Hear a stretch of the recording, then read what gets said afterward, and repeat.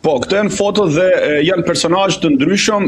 Ky është Islam Kasa apo Mitralozi, si quhet, i dënuar me 23 vjet burg në Itali, i cili është arrestuar për t'u ekstraduar.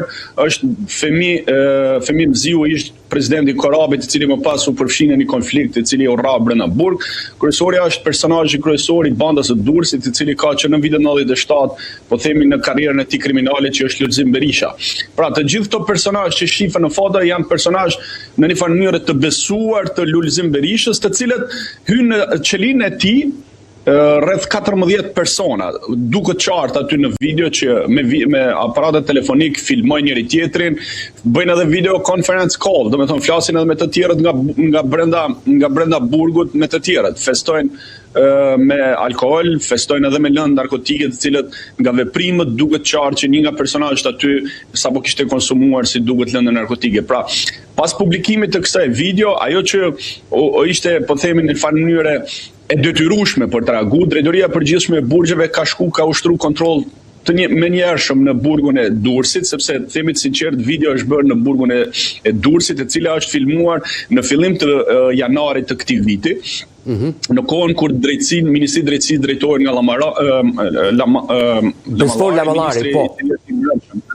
Dhe drejtori Qose, i cili çuditërisht është emëruar si drejtori i AMP-s për të kontrolluar policinë.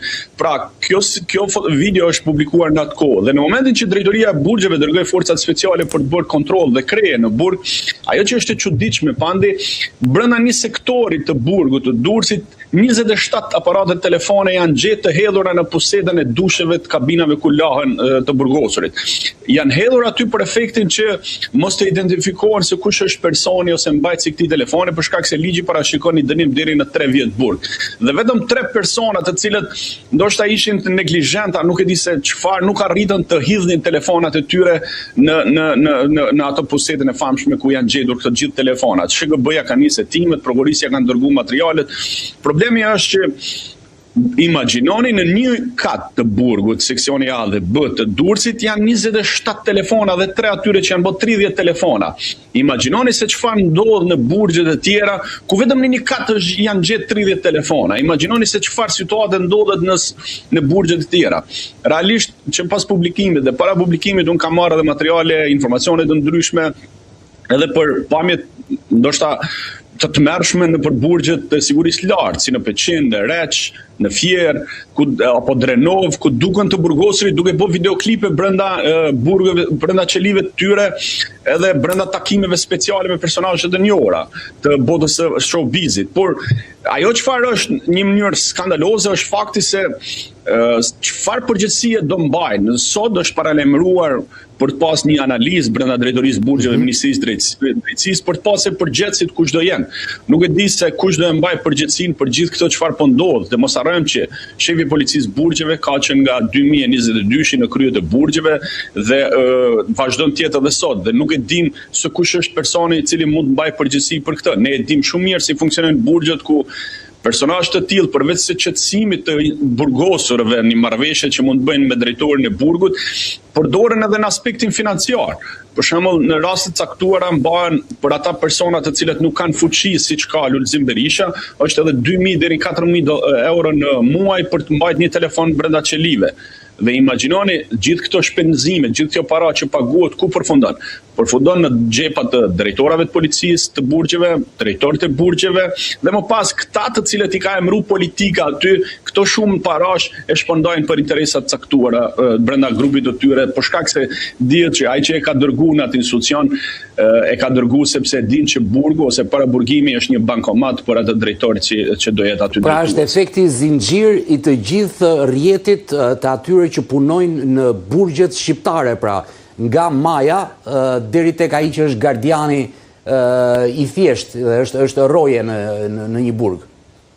Shiko, është e tmerrshme mënyra dhe si trajtohen gardianët, sepse të jemi të sinqert, raste të rralla ka gardianë të cilët rrezikojnë vendin e punës për të tentuar të fusin lëndë narkotike apo edhe aparate telefonik, sepse mos harrojmë se nuk janë telefonat të cilët janë, po themi, të vegjël, janë telefonat të gjithë thuajse Android tipit fundit, pra që është edhe një matësi e madhe për ty brenda institucionit. Duke kaluar të gjithë filtrat e kontrollit, kjo nuk është një problemi gardianit besoj të kontrollit të atij se çfarë bëhet, por është më shumë problemi drejtuesve. Ka raste pafundësisht të cilat mund kanë ardhur informacione apo edhe ne dim nga eksperienca që para se të shkojnë kontrolli i policisë së burgjeve nga drejtoria e përgjithshme për kontroll, drejtori njofton shefin e policisë të atij burgu dhe i thotë mblidhja telefonave personave që po vjen kontrolli dhe pasi largohet kontrolli përsëri shpërndahen telefonat. Pra kanë arritur deri në këtë farë pike dhe unë nuk mund t'i vë fajin gardianëve, për shkak se gardianët janë, po themi, ata që marrin urdhrat. Më të keq paguar dhe më keq të trajtuar, sepse janë të njëjtët persona të cilët rrinë deri 8 orë brenda në burg, thjesht si ai burgosi që është brenda dhe nuk ka asnjë trajtim të mirëfillt ndaj tyre. Çka dhe rrobat ndonjëherë i blejnë vetë fatkeqësisht ata. Por niveli drejtuesi atyre institucioneve, të them të drejtën, 80% e tyre janë të komprometuar duke bërë këto pazarët ndërmjet, mos them edhe 90% fatkeqësisht, për shkak se bëhet marrëveshje në çdo kat me personazhe të ndryshëm, personazhe të rëndësishëm të botës së krimit, duke i ofruar privilegjet atyre me kushtin dhe qetësinë që të mbahet institucioni. Keni dëgjuar njëherë se sa vite pandi ka pas në një revolt brenda burgjeve ku dihet se atje kushtet janë ushqimit është katastrofë. E tha edhe vetë ish presidenti Ilir Meta, tregoi që uji është me klor. Keni pa ndonjëherë të reagojnë të burgosurit, qoftë të protestojnë apo të bëjnë protesta apo greva për ushqimin, për ftofjen, për kushtet, për ajrosjen. Nuk ndodh. Pse? Sepse drejtues të grupeve kriminale nuk i lejojnë që të ngrihen për shkak se kanë privilegjet e tyre të bërë marrëveshje me drejtorët e burgut. Ajo që është më skandalozja, mendoj unë, pandi që është shumë shqetësuese dhe që duhet ndërhyj përveç sendeve të paligjshme që hyn brenda në burg, është edhe personeli mjekësor i burgjeve.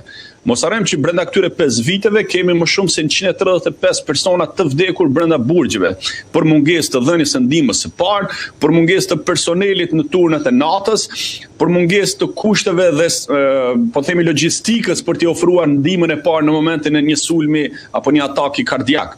Kemi rastin e ish zëvendësministrit Repaj, i cili fal po themi shokëve të qelis, ai është sot gjallë, sepse çfarë ndodhi? Në mes natës pat një atak kardiak dhe shokët e dhomës kanë njoftonin gardianët që të hapej dera që të shoqërohej për në spital dhe gardianët nuk i jepnin as ndihmën e parë dhe nuk kishin barel për ta zbrit nga kati i dytë në katin e parë për ta shoqëruar me makinë dhe u detyruan shokët e dhomës së burgut me kap në krah dhe polici i burgut t'i ruan të këto 2 burgosë që po e shoqëronin për jepën për ta dërguar te makina e policisë e cila për ta shoqëruar pastaj në spital që fatmirësisht është sot gjallë, mendoj unë fal edhe 2 shokëve të dhomës dhe nuk kishte infermier për t'i dhënë ndihmën e parë.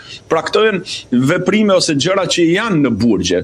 Është e turpshme në mënyra se sikur askush nuk flet për këto probleme dhe të gjithë mundohen t'i sheshojnë gjërat të thonë se gjithçka është perfekte. Nuk është perfekte. Në burgjet, dakord janë njerëzit po vuajnë atë që